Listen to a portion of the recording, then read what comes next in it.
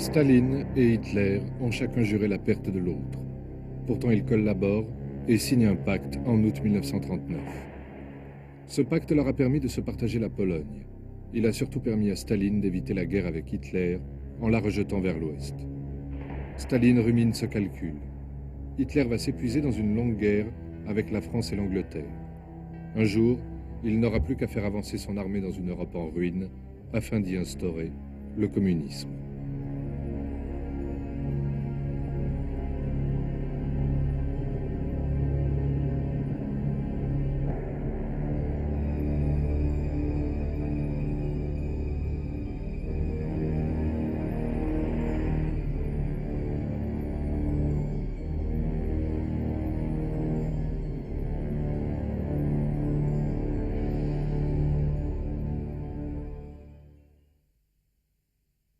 Я думаю, он делал нехорошо. Нехорошо делал. Так только людей расстрелять безвинных. Я книг много прочитал. И про Чкала, и про всех. Добрых людей много ушло с нашей, с этой земли. Миллионы. Так. Я знаю, что Сталин хотел. Сталин хотел заместо Гитлера. Гитлер хотел тоже прибрать. А Сталин тоже хотел весь мир взять. И она так и шло. Она так и шло.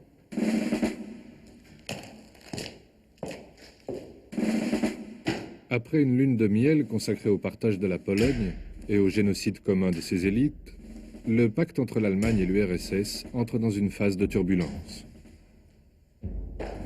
Au printemps 1940, tandis qu'Hitler s'emparait de l'Europe, Staline annexait les pays baltes et la Moldavie. L'attribution de ces pays à l'URSS était prévue par le pacte. En cela, Hitler ne peut rien dire. Mais la précipitation de Staline derrière son dos pendant qu'il envahit la France l'agace. En Roumanie, Staline dépasse la Moldavie, marquant son intérêt pour les Balkans. Il menace les puits de pétrole roumains dont l'Allemagne ne peut se passer. Et cela dérange Hitler. Staline, lui, est inquiet. Il s'est allié avec le diable pour retarder une guerre certaine. L'effondrement de la France en 5 semaines déjoue toutes ses prévisions et laisse les mains libres à son adversaire.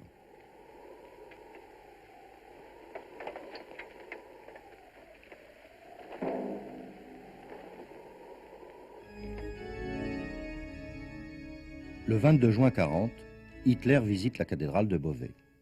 Ce n'est pas pour un tédéum.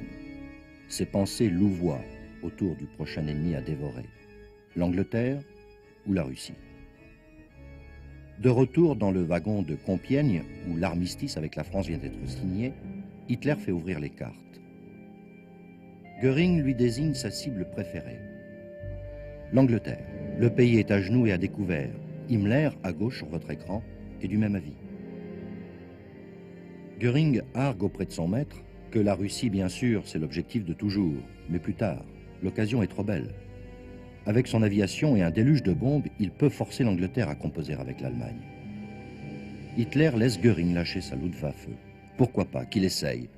Mais en même temps, il demande à son chef d'état-major de préparer un plan d'invasion de la Russie. Le bombardement des villes anglaises commence. Grâce au radar et à la Royal Air Force, les Anglais sauront résister. Göring y perdra le gros de son aviation. Les vraies pensées d'Hitler sont ailleurs. Aussitôt terminée la campagne de France, il déploie une partie de ses troupes sur les côtes face à l'Angleterre. Mais le gros de ses forces, il va les masser en Pologne, le long de ses frontières avec l'URSS. Officiellement, il s'y repose. La bataille des petits pions continue, sournoise. Hitler saupoudre d'unités armées ses alliés des Balkans, notamment la Roumanie autour des puits de pétrole. La partie d'échecs se noue. Face à un adversaire maître du jeu, le vrai problème de Staline est de deviner ses intentions.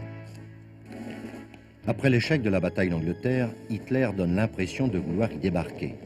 Il concentre des divisions blindées sur les côtes du continent. Si son plan est bien d'envahir l'Angleterre, parfait, Staline gagnerait encore du temps. Mais il se demande si ce n'est pas une manœuvre pour assoupir sa méfiance, un paravent masquant une attaque contre lui. Pour tenter d'en savoir plus, il envoie Molotov à Berlin.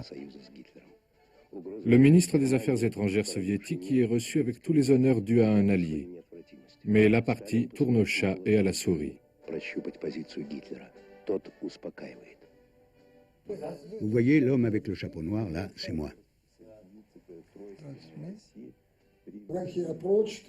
Quand il s'est approché de nous, il nous a fait le salut hitlérien, sachant que nous ne faisions pas la même chose. Il était très arrogant. Il a commencé par un long monologue sur la chute de l'Empire britannique. Très bientôt, nous disait-il, l'Angleterre sera écrasée et occupée. Il faut donc parler du sort de centaines de millions de gens laissés sans maître.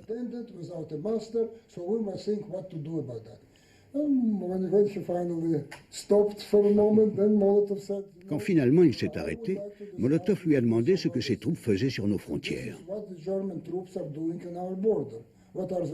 Que font-elles en Finlande?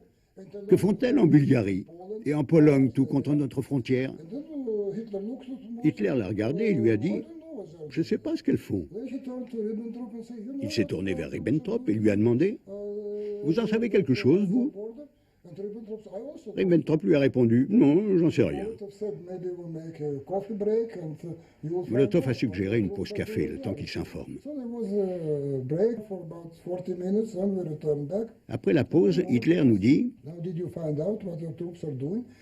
Effectivement, certaines de mes troupes s'y reposent avant d'attaquer l'Angleterre. »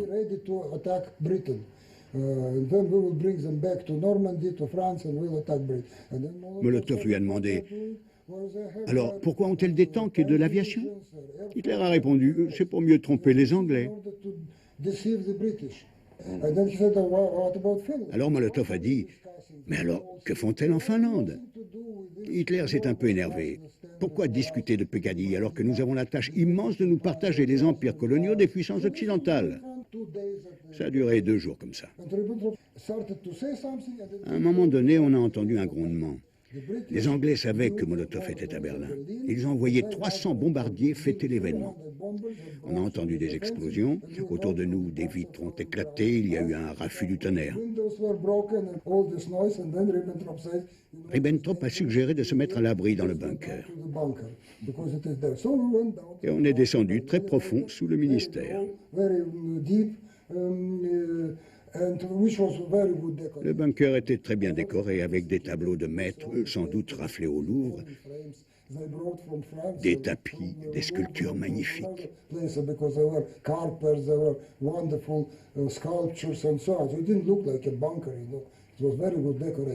Alors que les bombes explosent, Ribbentrop se remet à parler de la chute de l'Empire britannique.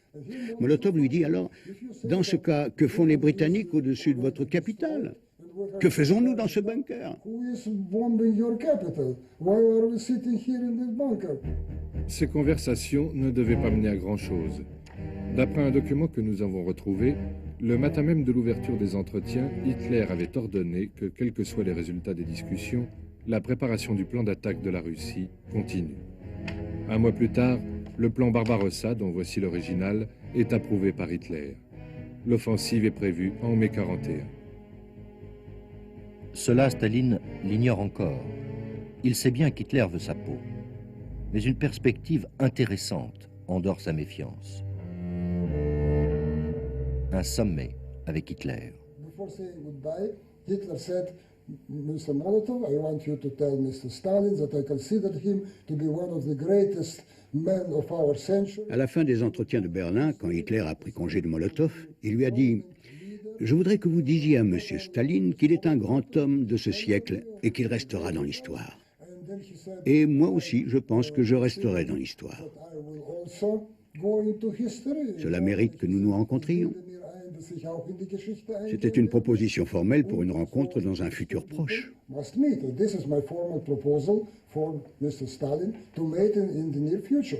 Cette perspective bluffe Staline. Il veut y croire parce qu'un sommet signifie gagner du temps.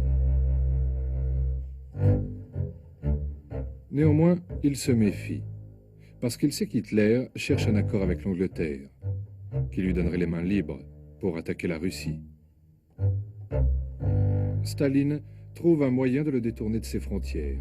Ses agents favorisent un coup d'État militaire à Belgrade qui n'est pas favorable au Reich. La réaction d'Hitler est immédiate. En 10 jours, il s'empare de la Yougoslavie et dans la foulée de la Grèce.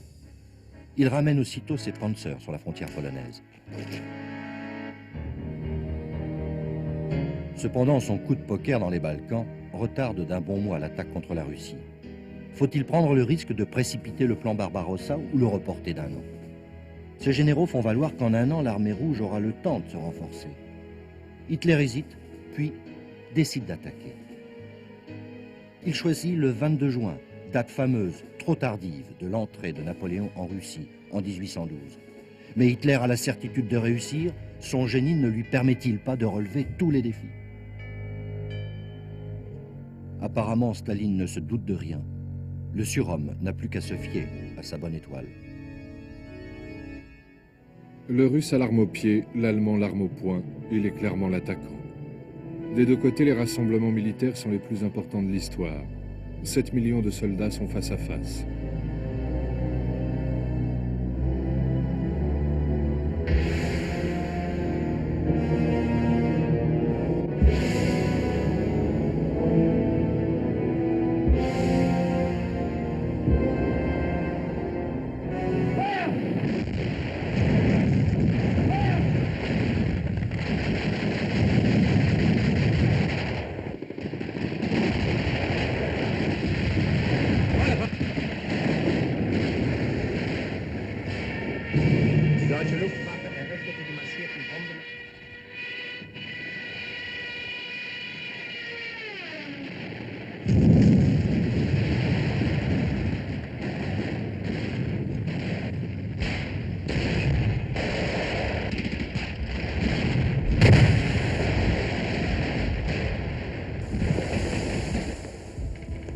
La plus grande bataille de tous les temps n'a pas lieu. Dès le premier jour, l'armée rouge est bousculée et reflue en désordre. En quelques jours, elle est quasiment anéantie. En quelques semaines, les Allemands font 1 million de prisonniers. Staline est-il échec et mat? Non, la partie est loin d'être finie. Revoyons, à la lumière de nos propres trouvailles et de nos témoignages, le fil des mois qui précèdent une telle débâcle. La version soviétique est celle d'un Staline totalement pris par surprise, trahi et roulé par Hitler. Cette version, qui prévaut encore, même à l'Ouest, implique l'imprévoyance de Staline et la bêtise de son état-major. Faute, somme toute préférable à l'obstination dans l'erreur. La réalité et le calcul de Staline sont tout autres.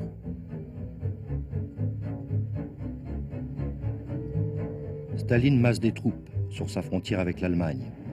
Il y expédie ses armées de Sibérie et du Caucase.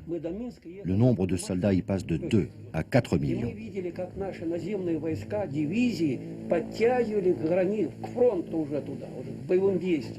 Nous avons vu des divisions s'approcher du front, des convois ferroviaires à la queue leu-leu, avec des troupes, du matériel, de l'artillerie, et tout ça se dirigeait vers le front. Contrairement à toute précaution en matière défensive, Staline fait construire un chapelet d'aérodromes militaires, tout contre la frontière. À Lychitsi, à 2 km de la frontière, pour construire l'aérodrome, les Soviétiques ont évacué toute la zone. Ils ont expédié les Polonais en Sibérie. Ils ont ouvert beaucoup d'aérodromes par ici. Il y en avait plein, tout le long de la frontière.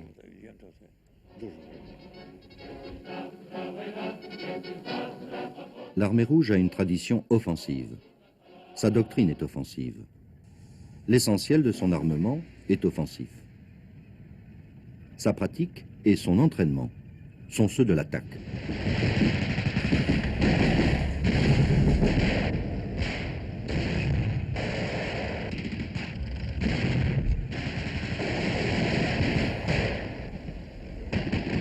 Les agents de renseignement et les observateurs militaires étrangers invités à assister aux grandes manœuvres de l'armée rouge sont unanimes à le constater.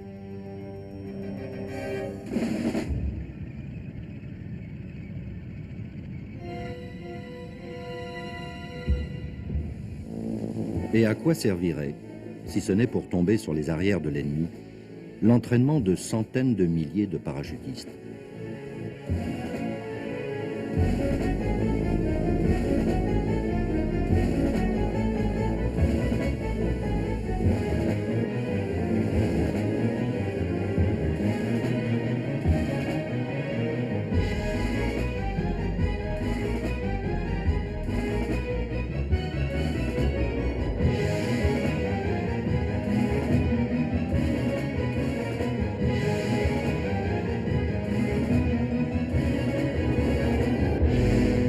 De la guerre, cet esprit offensif se double chez Staline d'un mépris du défensif. L'exemple le plus éclatant en est cette sorte de ligne Maginot qui s'étendait de la Baltique à la mer Noire. Après le pacte avec Hitler, Staline l'a fait totalement désactiver. Elle n'a même pas servi à freiner l'avancée allemande. Il y avait des champs de mines? Non, pas de mines, ils n'ont jamais mis de mines par ici. Pas de champs de mines? Не было абсолютно Pas de fossés anti-chars? Никаких рвов Абсолютно ничего не было. Pas de tranchées? Абсолютно ничего. траншеи. И ничего. Il n'y avait Наземной aucune обороны défense никакой terrestre. не было, абсолютно. Cette date est un tournant. Staline, qui a pourtant tous les pouvoirs, se fait nommer chef du gouvernement. Le même jour, devant les cadets des académies militaires, il prononce un discours secret. Pour la première fois, il désigne l'ennemi, l'Allemagne. 10 jours plus tard, un document top secret que nous dévoilons pour la première fois. Une directive offensive contre l'Allemagne de l'état-major général est adressée à Staline. Le texte est manuscrit, signé par le ministre de la Défense Timoshenko et le chef d'état-major Zhukov.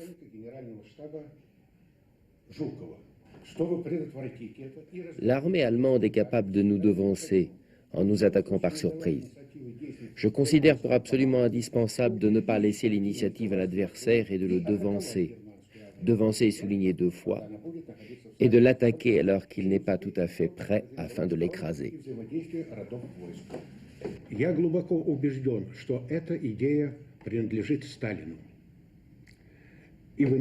Je suis persuadé que cette idée est de Staline.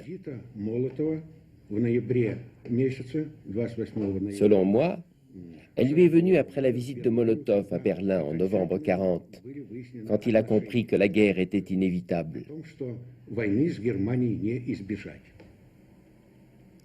Le général Yatchenko connaissait l'existence de ce document. Le ministre de la Défense de l'époque, le général Timoshenko, lui avait raconté la scène au cours de laquelle Staline avait rejeté le plan d'offensive de Zhukov. Pendant que Zhukov parlait de division et de corps d'armée, Staline s'est levé. Il cognait sa pipe de mauvaise humeur. Il s'est mis à marcher de long en large.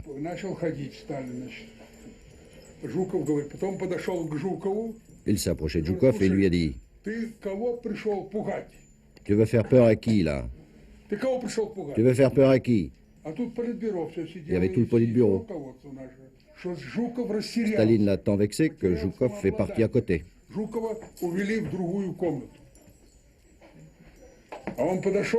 Et après, Staline a dit « C'est la faute de Timoshenko, ça. C'est lui qui a poussé Zhukov à faire ça. »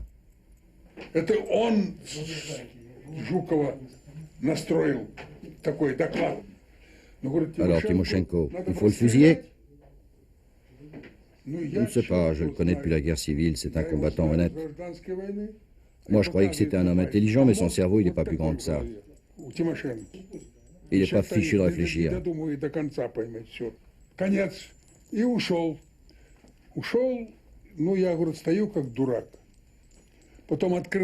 Et puis Staline a repassé la tête et il a dit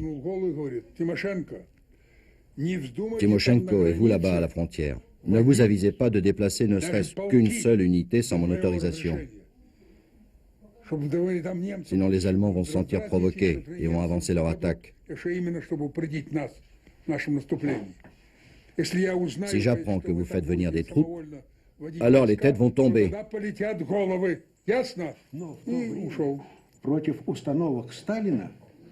À l'époque, contrarier Staline signifiait qu'on allait directement boire un café chez Beria, c'est-à-dire en prison.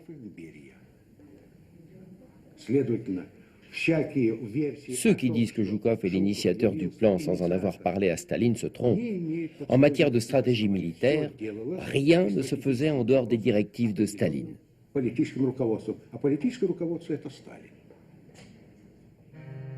Si Staline a vraiment été l'inspirateur du plan d'offensive et qu'il l'a finalement jeté à la figure de son chef d'état-major, c'est qu'il a changé d'avis. Pourquoi? Staline pense d'abord que l'attaque allemande est de moins en moins probable. Le calcul de Staline était que l'Allemagne ne pouvait pas faire la guerre sur deux fronts, comme l'avait démontré la Première Guerre mondiale. Sinon, elle irait à sa perte. Et il pensait donc que Hitler n'était pas aventurier au point d'attaquer l'URSS avant d'en avoir terminé avec l'Angleterre. Staline savait que les Allemands allaient attaquer, mais il pensait qu'ils ne le feraient pas avant 2 ans. C'était sa ligne de conduite, et il s'y est tenu jusqu'au bout. 1 an ou 2 de plus, et on aurait reçu Hitler d'une autre façon. Staline répète qu'Hitler ne l'attaquera pas avant 1942, mais il n'en est pas sûr. Ce dont il est sûr, par contre, c'est que son armée est faible. 3 ans auparavant, 35 000 officiers, la fine fleur de l'armée rouge, avaient été fusillés sur son ordre. Son armée n'a plus de tête. Qui est responsable? Bien sûr, c'est la faute de Staline, de Beria, du NKVD. Notre armée avait été décapitée par la Grande Purge. Notre commandant en chef en Biélorussie avait 28 ans. Il était un simple aviateur pendant la guerre d'Espagne. On l'a nommé ici, et d'un coup, il commandait 1200 avions. Nos chefs n'avaient pas d'expérience. En juin, Staline sait qu'Hitler va l'attaquer. Contrairement à ce que l'histoire officielle de l'URSS voudra faire croire pour le disculper, Staline reçoit des informations et des avertissements de plus en plus précis de ses réseaux de renseignement et de ceux qui combattent l'Allemagne, comme Churchill. Il craint une opération d'intoxication des Anglais, qui seraient bien soulagés de le voir faire la guerre à Hitler. Mais il cherche surtout, par tous les moyens, à retarder l'attaque allemande. Même les télégrammes de son espion à Tokyo, Richard Sorge, lui donnant le jour et l'heure de l'attaque, le laissent froid. Il a décidé de ne rien faire. Et dans ce pays qui ne fonctionne que sur ordre d'en haut, plus rien ne se fait. Sur le terrain règne l'immobilisme et l'incohérence. Maintenir des avions aussi près de la frontière, bien sûr que c'était une idiotie. Alors que les soldats voyaient bien ce que faisait l'ennemi de l'autre côté. Alors on peut supposer que nous nous apprêtions à attaquer. Staline décidait de tout, on ne pouvait rien faire dans son dos. Quand nous avons vu les concentrations de troupes allemandes, on n'a pas venu Moscou. On aurait dû prendre des mesures, ramener l'aviation vers l'arrière pour éviter une attaque par surprise. Il n'y a pas eu d'ordre. Résultat, nous n'étions prêts ni pour la défensive ni pour l'offensive. Nos troupes ont été surprises alors qu'elles étaient encore dispersées. La confusion était totale.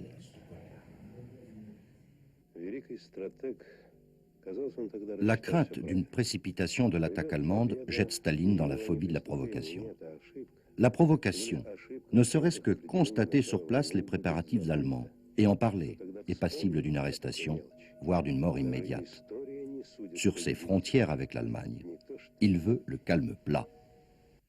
Nous n'avions pas le droit d'ouvrir le feu vers le côté allemand, ni vers le nord, ni vers le sud. On avait le droit de tirer que vers l'est, c'est-à-dire vers chez nous. En juin, les Allemands violaient sans arrêt notre espace aérien.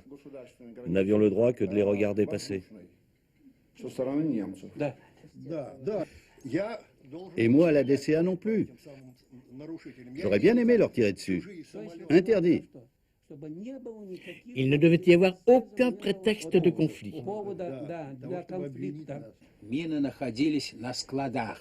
Les mines existaient, mais elles se trouvaient dans des dépôts.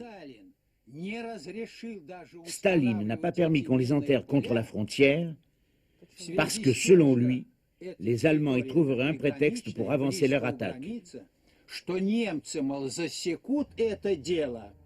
Au fond de son bureau du Kremlin, quel genre d'ordre, écrit Staline.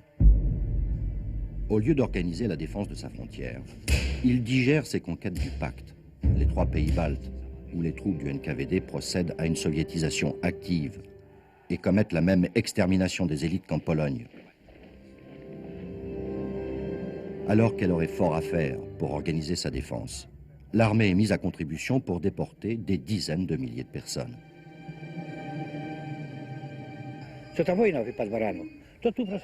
La veille de la guerre, le 21 juin, il y avait ici 50 camions du NKVD pour déporter les gens du coin. Les Russes ne voulaient laisser que très peu de Polonais. Ils amenaient ceux qui, selon eux, avaient trop de terre ou des gens qui ne leur plaisaient pas. Quand les Boches ont attaqué, ils n'ont pas eu le temps de les emmener et les Polonais arrêtés ont déguerpi.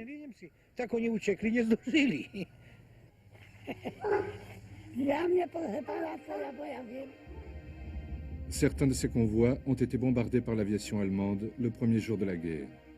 Les conducteurs russes les ont arrêtés pour fuir, sans ouvrir les portes des wagons. Dans ceux-ci, il n'y avait que des enfants. Ils sont morts de faim et de soif. Pour retarder la guerre, Staline joue son va-tout sur une entente avec Hitler. Il écrit lui-même un communiqué. Les rumeurs de guerre sont des ragots. L'Allemagne est l'allié de l'URSS. On se demandait à quoi pensait notre cher gouvernement. Il pensait à négocier. Staline ne pensait qu'à ça. Tout faire pour retarder la guerre, ne serait-ce que d'un mois, d'une semaine, d'un jour. Son ambassadeur à Berlin harcèle la chancellerie. Il est régulièrement éconduit.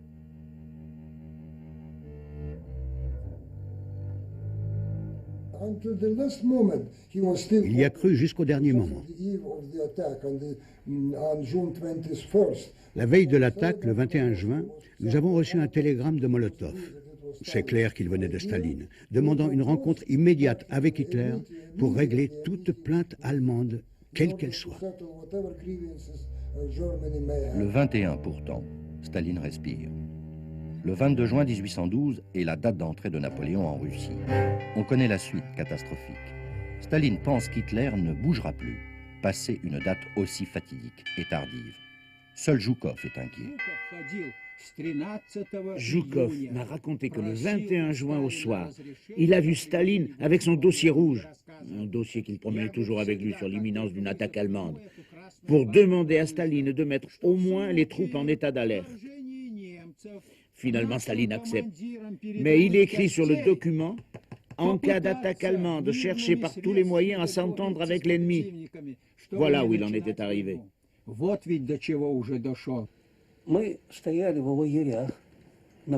dimanche 22 juin, sur les aérodromes, il devait y avoir l'ouverture des camps d'été. Les femmes et les enfants étaient invités. On a appelé les artistes de Grodno. Donc, le 22 juin devait être un jour de fête. Bien qu'on ait constaté la préparation allemande de l'autre côté de la frontière, on se préparait à la fête. Ça, pour une fête, ça a été notre fête. Totale défaite dès le premier jour de la guerre. Ce soir-là, tous les généraux russes étaient au théâtre. Une cible parfaite pour un bombardement.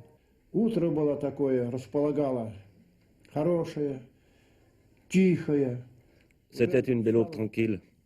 Le soleil s'apprêtait à poindre. Un si beau temps, une telle beauté. Le sergent m'a demandé si j'avais une fiancée, etc., etc.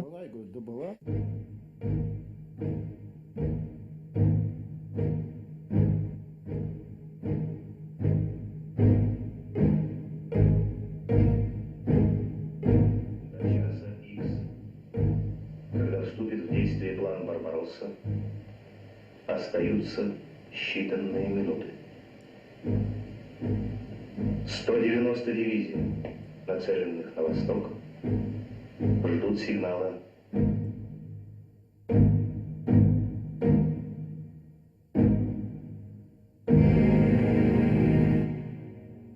Et soudain, nous avons entendu un grondement de moteur qui démarre.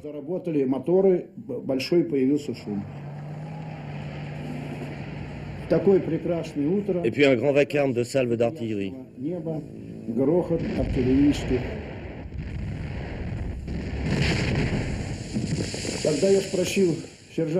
J'ai demandé au sergent, ça aussi c'est une provocation? Il a dit non, c'est la guerre.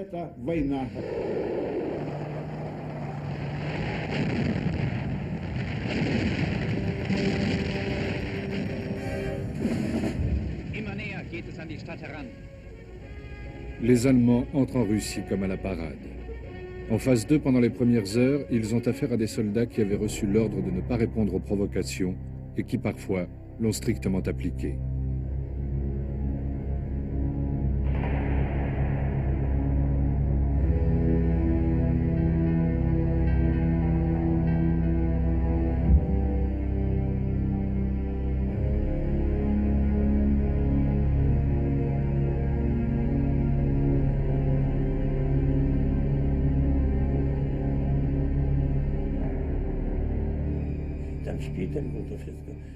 Les Russes n'ont pas eu le temps de réagir, ils se sont enfuis à toutes jambes. Il n'y a pas eu de bataille.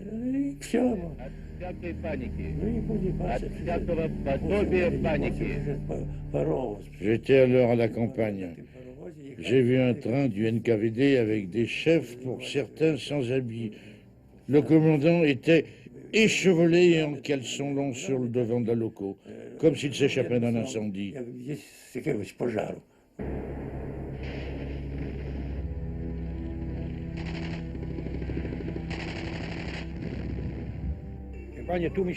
Nous, on dormait dans la grange, là, et les Russes par là. Ils faisaient la fête. Ils ont picolé toute la nuit. Il y a eu de l'artillerie, un putain de vacarme. Un obus est tombé là-bas, et là-bas. Des putains d'entonnoirs. Alors les Russes sont tous sortis à poil, pieds nus, ils ont couru à travers le champ. À 10 h du matin, il n'y avait plus un Russe, les cheleux étaient déjà bien listoc. Partout, les soldats se sauvaient en caleçon.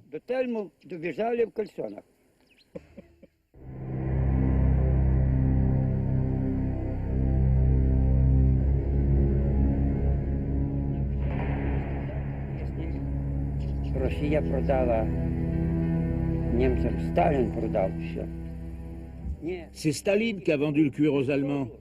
Il les a chaussés avec notre peau. Les soldats russes avaient des bandes moltières.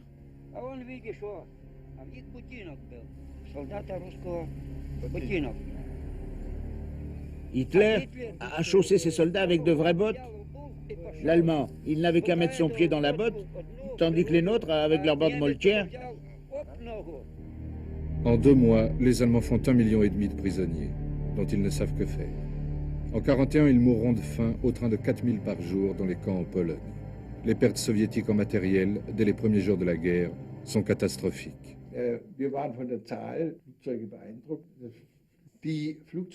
J'ai été impressionné par le nombre des avions sur les aérodromes. Ils étaient rangés côte à côte, ça nous a surpris. Quand les bombes tombaient sur l'un, le feu se propageait aux autres.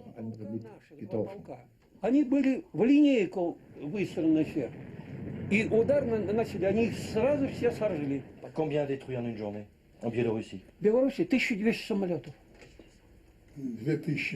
2700. Il a battu le premier jour de la guerre. 28 avions. 28 avions? 28 avions. Il peut le dire en français? Non, parce que j'ai 28 avions, j'avais battu. Donc, qu'est-ce que j'ai? De la classe des hommes nés entre 20 et 23, il ne restait en 1945 que 3%. 3% de héros d'un peuple martyr. La langue française. Je vais à l'académie, je vais dans l'académie.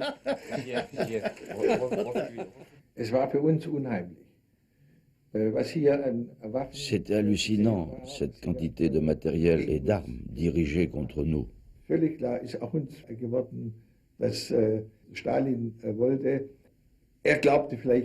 C'était clair pour nous ce que voulait Staline. Si nous avions débarqué en Angleterre, il nous serait tombé dans le dos et ça aurait été une catastrophe. Entre le 22 et le 25 juin, pas de journal de l'armée. Plus que par la consternation due au désastre, Moscou a été transi par le silence de Staline. And Stalin just could not believe that this happened. You see, he even could not speak, you know. Quand il a appris l'attaque allemande, Staline ne pouvait y croire. Il en est resté muet, paralysé pendant plusieurs jours. Il a laissé Molotov s'adresser au peuple. Lui, il ne pouvait pas. Il a été si humilié qu'Hitler ait pu être plus malin que lui. Had succeeded in outwitting him. Staline ne s'est exprimé qu'une douzaine de jours plus tard. Il s'adresse à ses frères et sœurs, non plus au nom de la patrie du prolétariat, mais au nom de la patrie russe.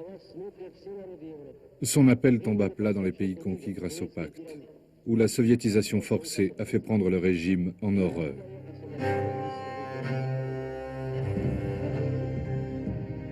Dans les pays baltes et ici en Ukraine, les Allemands sont souvent accueillis en libérateurs. Cela ne durera pas longtemps, car derrière la Wehrmacht passent les SS et la Gestapo. En Russie, comme nulle part ailleurs, ils se comportent comme des barbares. Ils vont retourner la population contre eux. La réaction de Staline s'est produite bien tard. L'élan de la Wehrmacht vers Moscou est irrésistible.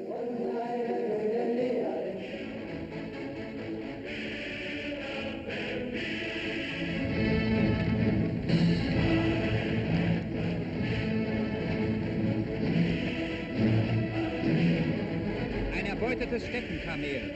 Asiens Grenze ist nicht mehr weit.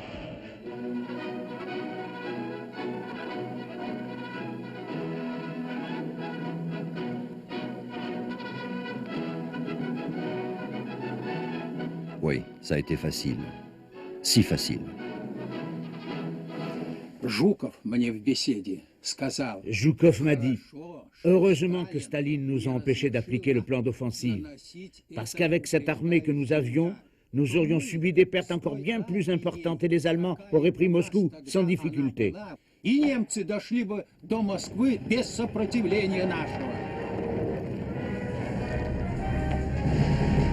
Comme lors de la campagne de Napoléon, l'armée rouge tente un premier arrêt à Smolensk, à 500 km de Moscou. Essuyant des pertes effroyables en hommes et en matériaux. Guderian force le passage non sans mal. Ses chars pataugent dans les marécages.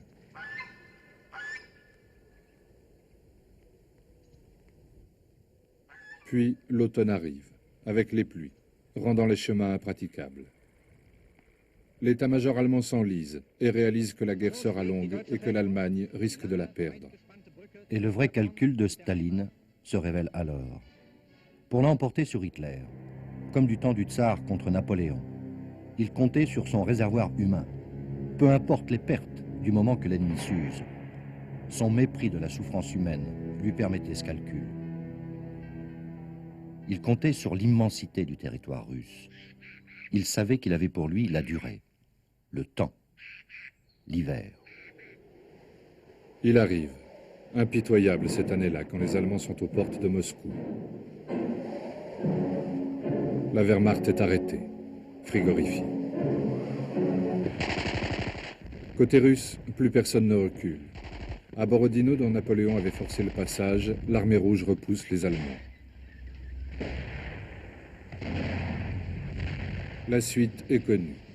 La contre-attaque des Sibériens contre une armée qui n'a plus d'essence ni de manteau. La levée en masse, comme à Valmy. Hitler n'atteindra jamais Moscou, pourtant à portée de ses canons. La suite, c'est la victoire de Stalingrad. La suite, c'est l'héroïsme du soldat russe, l'élan patriotique, le travail des femmes et des enfants 24 heures sur 24 dans les usines, d'où les chapelets d'armes sortent sans fin.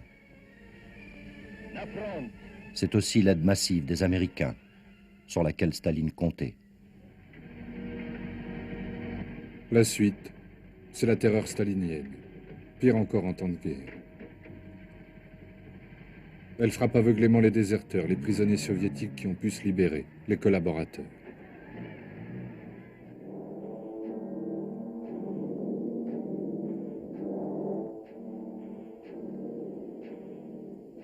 Les exécutions éliminent les soldats coupables du moindre pas en arrière quand les troupes du NKVD qui les surveillent derrière la première ligne ne l'ont pas déjà fait.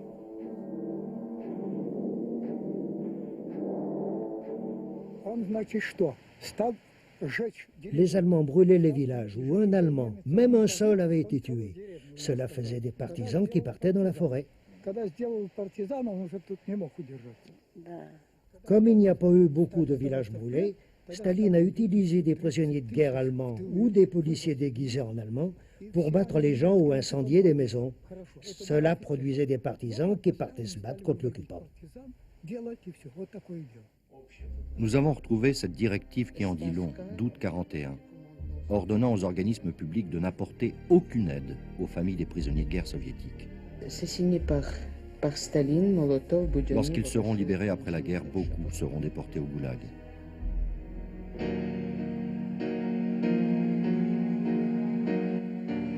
Ce peuple martyr connaît sa 3e invasion en 5 ans. L'armée rouge revient en Pologne en 1944, avec cette fois l'intention de ne plus en repartir.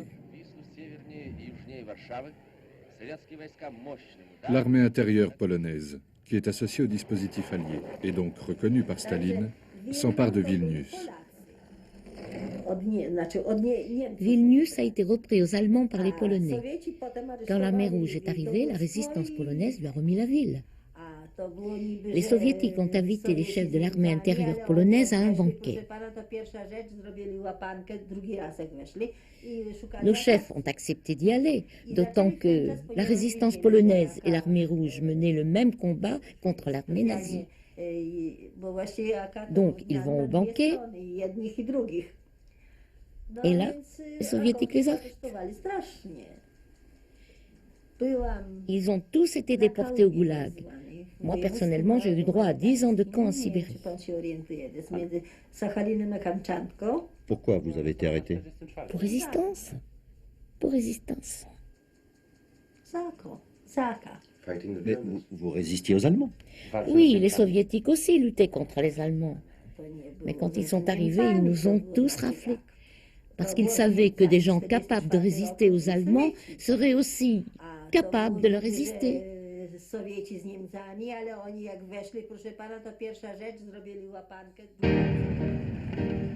Staline réserve un autre genre de fête à Varsovie. Quand ses troupes atteignent la ville, la résistance polonaise y mène une terrible bataille contre les Allemands. Derrière la Vistule, les Polonais croient que l'armée rouge arrive à la rescousse. Pas du tout. Au contraire, elle recule d'une vingtaine de kilomètres et se repose. Staline laisse Hitler faire le sale boulot, écraser la résistance polonaise, anéantir le cœur d'une nation à sa place. Sur ordre d'Hitler, plus une seule brique ne doit rester l'une sur l'autre dans Varsovie. Son ordre est scrupuleusement respecté.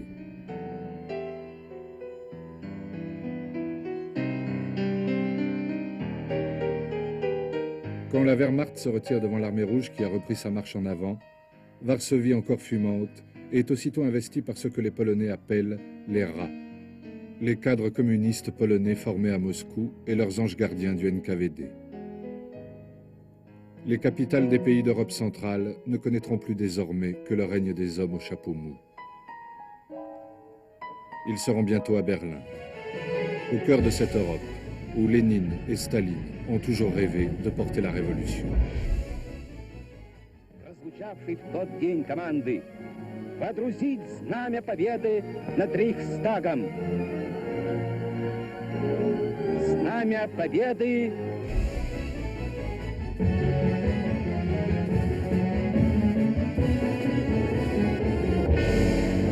подписать маршалу Кейтелю.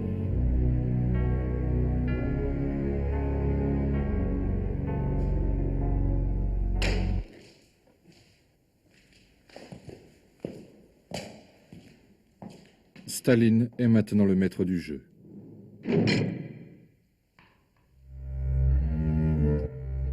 Berlin, son joyau, est abîmé. Il préfère convier ses alliés dans l'ancienne capitale des rois de Prusse, Potsdam, où il arrive en commandeur.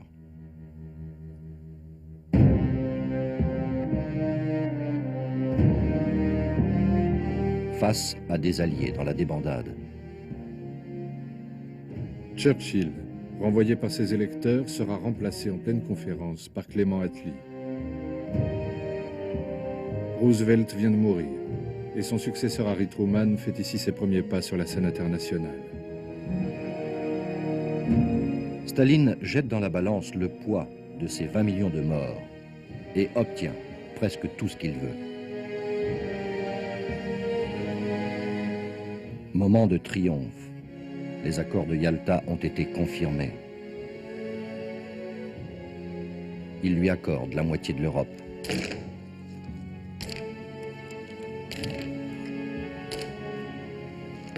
Et le tiers de l'Allemagne. Le brise-glace est arrêté à Berlin. L'Europe occidentale est sauve, mais en Europe orientale, Staline peut faire ce qu'il veut. En Allemagne de l'Est, la soviétisation commence aussitôt. La police soviétique frappe l'éternel ennemi des nazis et des communistes, les socialistes. Les camps de concentration ont été fermés par les Alliés. Mais dans leur zone, les Russes ont rouvert les camps aussitôt pour y remettre les prisonniers des nazis. Parce qu'il est socialiste, les Russes le remettent dans la même prison d'où il venait de sortir, comme des centaines d'autres socialistes par section entière. Les gardiens sont souvent d'anciens nazis. Quand il a été arrêté par les policiers est-allemands et les agents du NKVD, tous les interrogatoires se sont faits en russe. La déposition sur ses soi-disant activités antisoviétiques était également écrite en russe. En prison, ils nous donnaient trop peu pour vivre, mais juste assez pour nous empêcher de mourir. Ça n'intéressait pas du tout les communistes de savoir pourquoi quelqu'un avait été arrêté par les nazis. Je suis le dernier survivant des socialistes qui ont connu les prisons nazies et communistes. À 2 pas de là, se dresse cette bâtisse de l'ancienne Stasi et du KGB. Les cadavres des gens exécutés dans le secret étaient brûlés dans un four crématoire. En 1933, j'ai été arrêté par la SS, puis remis en liberté sous contrôle. Je suis alors passé en URSS. En 1937, j'ai été arrêté par le NKVD. En 1938, livré à la Gestapo à la frontière russe. La Gestapo m'a finalement remis en liberté parce qu'on me savait devenu anti-soviétique. En 1945, je suis prisonnier de guerre des soviétiques, libéré en décembre 1945. En 1950, à Berlin-Est, je suis arrêté par la Stasi et le KGB. 25 ans de goulag en Sibérie, à Vorkuta. Dans le camp, je suis avec d'anciens nazis. Nazis et communistes s'entendent bien. Les nazis sont bien traités. Moi, pas. Je demande au commandant du camp pourquoi. Il m'a répondu, « Toi, tu es un communiste renégat. Tu es un plus grand porc que les nazis. Les communistes, vous voyez, ne vous lâchez jamais. » Victoire militaire à Berlin, triomphe politique à Potsdam, consécration morale de Staline à Nuremberg.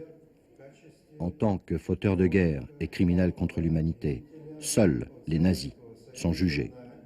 Staline est sanctifié et il fait tout pour ça. Mon père était adjoint du procureur général de l'URSS à Nuremberg. Pendant le cours du procès, il a été retrouvé mort dans sa chambre, officiellement un suicide.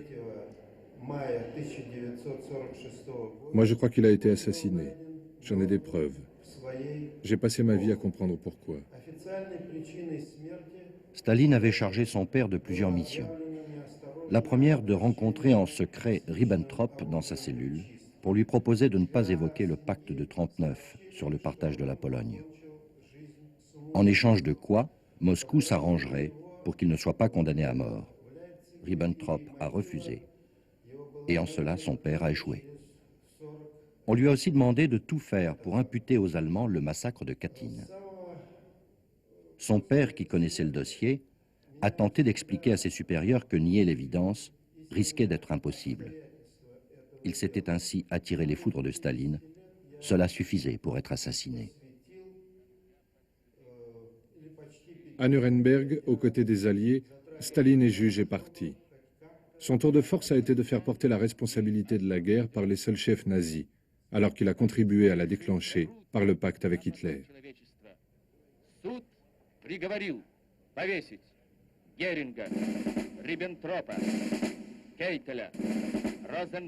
En imputant crimes de guerre et crimes contre l'humanité aux seuls nazis, les juges de Nuremberg effacent ceux de Staline, ce qu'il a commis contre son propre peuple, contre les peuples baltes et polonais. Par la suite, avec le silence des Alliés et la complicité de leurs historiens, Staline réussira à apparaître aux yeux des forces de gauche du monde entier comme une figure de proue du camp démocrate. Cette carte a connu bien des meurtres de la vérité. Il importait de les reconnaître et d'en établir la préméditation.